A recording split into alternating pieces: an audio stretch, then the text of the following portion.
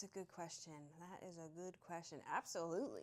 I think we are all running from our responsibilities. I think we are all sometimes running from things because we know that we need to be held accountable. But if we're held accountable, then we have to stare that thing in the face and address it. And who wants to do that? Because ouch. So yeah, I know a lot of people don't know this. I actually smoked for 20 years, almost 20 years off and on. And I know that's really wild because I've also always been into health and fitness. So it's like two things that don't really collide. I was that person who I would run, go to the gym, run 3 miles on the treadmill, and then come outside and huff down my American spirits and then justify, oh, well, they're American spirits. They're all organic. There's nothing in them. I'm fine. Let me tell you, when you're young and you're in your late teens and your early 20s, like anything flies. I mean, there were times that I would go party all night, come home 3 a.m., pass out for an hour or two, wake up, go to work all day, repeat that. Like I did that for, unfortunately, longer than I would like to admit in my early 20s, but I was broken. But it's wild because now I look back like, yeah, I was eating right and I've always been very mindful of that and I've always tried to be very active and fit and do all of the things. But at the same time, I was still killing myself. You know what I mean? Like, that's the reality. But at the end of the day, the cigarettes were always the root cause of almost every one of my health issues. I was like, hello, ding, dong, blah, blah, blah, you should know that. And that was the moment too where I learned so much about smoking because I grew up in a household where my mom smoked and she smoked inside. And when I would go to friends' houses, I would be like, can you wash my clothes for me so I don't stink? Because then you never realize how much you stunk until you went to somebody's house who didn't smoke. So somewhere along the way, and then of course I had a lot of mommy wounds and I had a lot of childhood trauma and hurt. So I picked up smoking. Smoking was my way of learning how to breathe. It was my way of taking a second away and kind of pausing the space around me and just being like, ooh, this is my time. And it took me 20 years of smoking to realize that that was the reason that I picked it up in the first place. I just needed some space. I just needed some me time, especially when you're growing up in an environment where you're forced to see things, hear things, do things that no child should ever have to do. You learn very unhealthy ways to cope. And you don't know any better, you're a child. You're observing the things around you. But as you grow up and as we learn, there comes a point in time where you have to pivot from being the victim to being the victor. I know it's cliche, but that's the reality of it. Because of the life I had, I have every opportunity to sit back and I could just wallow in my misery, be sad about it, make up every excuse as to why I can't pick up my calling and walk with it. And this is what's crazy. The enemy has us thinking like, oh, if you do this, then this will happen. Oh, if you don't do that, then that will happen. Either way, you're going to be uncomfortable. You stay uncomfortable if you choose not to grow, and it's uncomfortable when you choose to grow. So you need to pick which uncomfortable do you want. In my point in my life, I got to a point where I was so uncomfortable. It took me smoking cigarettes and damaging myself to the point where I had to walk with a cane to wake up. And it was because I refused to accept responsibility for the things in my life that just needed to be taken. I just needed to take responsibility for it and just say, no more. And it's also a common misconception that people have like, oh, well, I'll start my journey or I'll start my healing journey, my cleansing journey, my business journey. I'll start any journey when I'm done doing this. When I quit smoking. Oh, when I lose 10 pounds. Oh, when I read the Bible.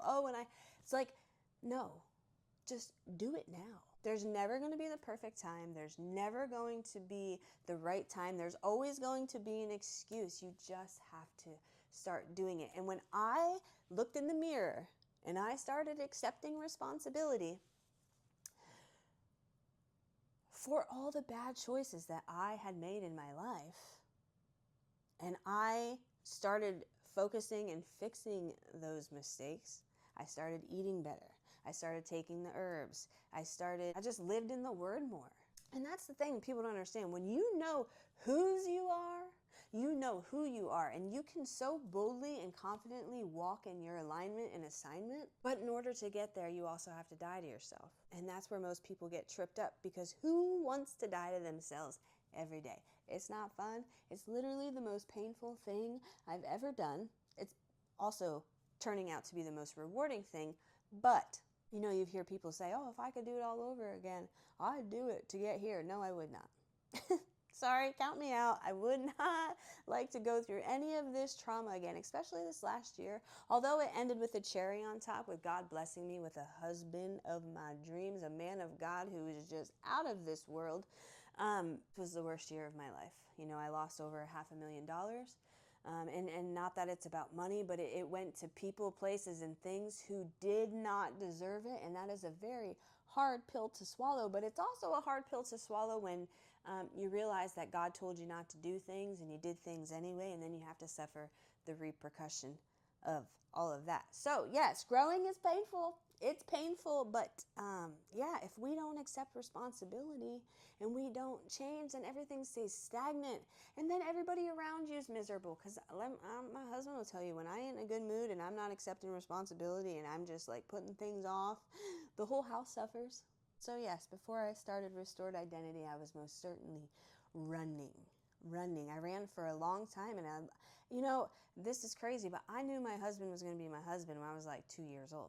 He laughs, but we grew up in youth groups together and in church, and I just was always just so enamored by the light that he carried and by the love that he had for the Lord and just the way that he was just unapologetically him. And we had many times throughout our life where we could have gotten together, but I ran from the fact that he was a godly man, and I didn't think that I could measure up to be the godly woman that he needed.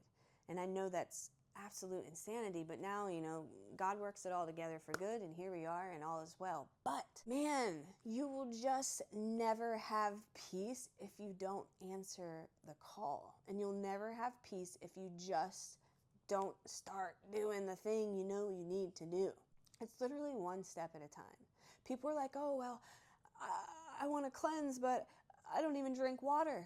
There's your first step, my friend. Start drinking water. And it might take you 3, 6, 12, 9. It might take you a whole year to learn how to drink water. But guess what? Who cares? At least you're learning to drink water. It's like the same thing when people ask me about my relationship with the Lord. I've been chasing God literally since I had my first thoughts.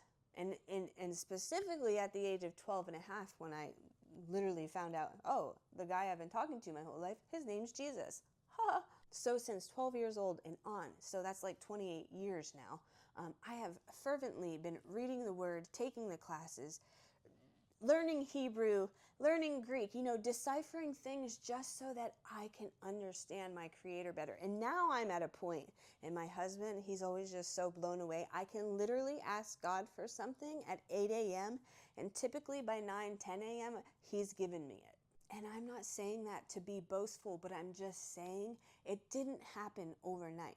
It took 28 years of literally bugging the ever-loving daylights and relentlessly chasing after him for him to get to a point where he's like, please just give her what she wants, or she's going to annoy the fire out of me. So what I'm saying is, yes, it will be hard. It doesn't matter what it is, whether it's your health journey or whether you're starting a business. Yes, it's going to be hard, but that's where growth comes in. And if we ain't growing, we dying. And listen, we did not come this far to just come this far. So yes, it's going to hurt.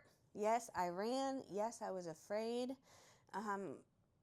But answer it anyway, man, because I will tell you, it's much more fun having the growth outside of your comfort zone and being forced to go outside of your comfort zone than staying sick and dead and miserable and stuck. I hope that answers your question.